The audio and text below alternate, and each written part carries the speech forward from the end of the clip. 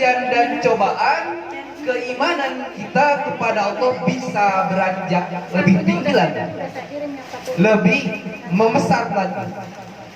Sehingga Allah Subhanahu wa taala berkata di dalam surat Al-Ankabut ayat berapa ya, lupa lagi, yang berbunyinya ahasiban nasu ayyutraku ayyaqulu amanna wa hum la yuftanun, ayat 2 Al-Ankabut, yang artinya apakah manusia mengira bahwa mereka akan dibiarkan hanya dengan mengatakan kami telah beriman dan mereka tidak di.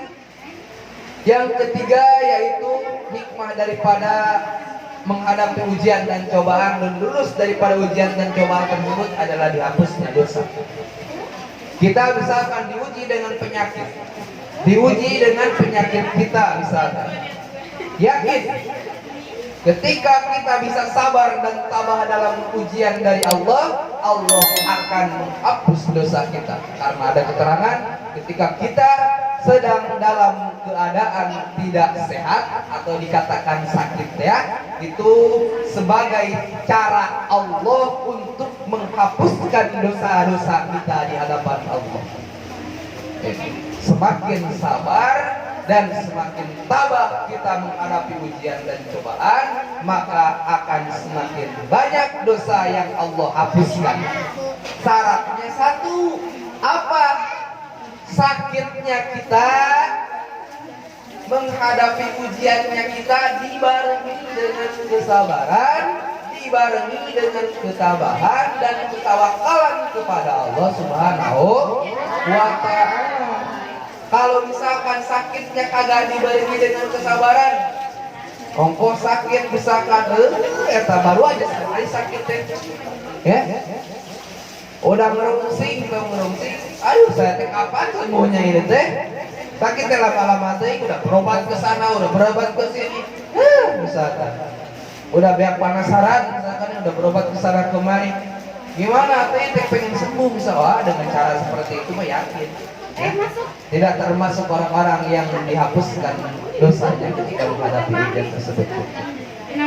Karena ya, karena ada satu hadis yang mengatakan tidaklah menimpa seorang mukmin rasa sakit yang terus-menerus, kepayahan, penyakit dan juga kesedihan, bahkan sampai kesusahan dan menyusahkannya, melainkan akan dihapus dengan dosa-dosanya. Maka yakin ucapan Rasulullah adalah benar, gitu ya. Ucapan Rasulullah, apa yang dikatakan oleh Rasulullah SAW adalah benar, maka yakin ucapan tersebut kita yakini Allah akan menghapuskan bagi siapa yang menghadapi ujian, penyakit, kesusahan, kesedihan dengan cara kesabaran dan ketabahan serta ketawakalan kepada Allah, akan dihapuskan dosa-dosanya.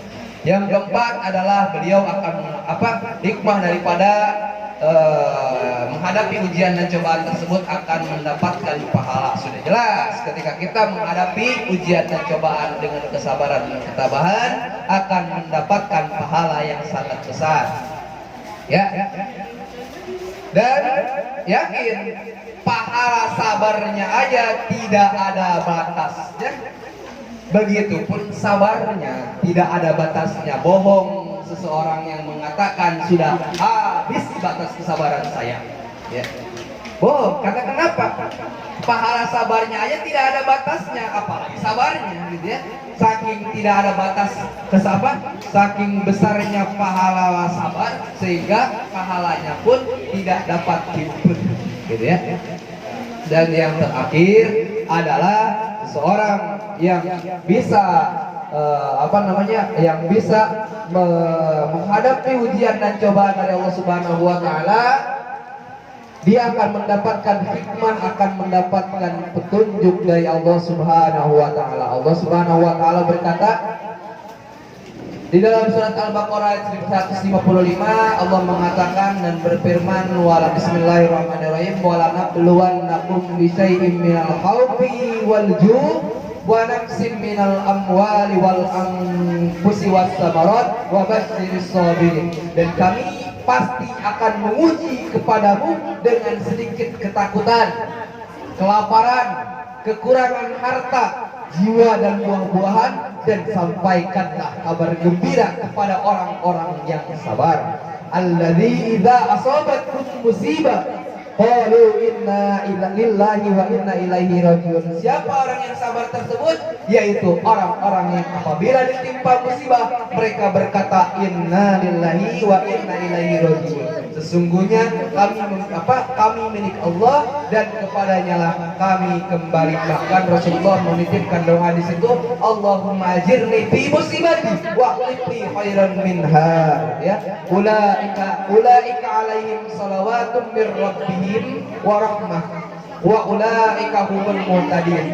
Mereka itulah yang memperoleh ampunan dan rahmat dari Tuhannya, dan mereka itulah orang-orang yang mendapatkan petunjuk dari Allah Subhanahu wa taala. Semoga kita bisa termasuk orang-orang yang bisa menghadapi ujian dan cobaan sejauh mana dan sebesar apapun ujian yang Allah berikan kepada kita.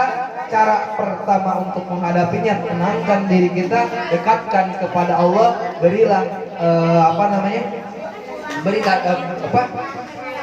sampaikanlah doa-doa kita kepada Allah, dan yakinkan dalam diri kita Allah tidak akan menguji kita di luar sebatas kemampuan kita, dan yakinkan pada diri kita bahwa apapun masalahnya, apapun ujian dan cobaannya, yakin pasti akan ada jalan yang keluarnya. Semoga ilmu yang kita sampaikan senantiasa dapat bermanfaat bagi kita. Kesalahannya itu keluar dari diri kakak sendiri, dan kebenarannya itu datang dari Allah Subhanahu wa taala. Umfir maqala wa taqdir maqila, lihat apa yang dibicarakan, jangan lihat siapa yang berbicara.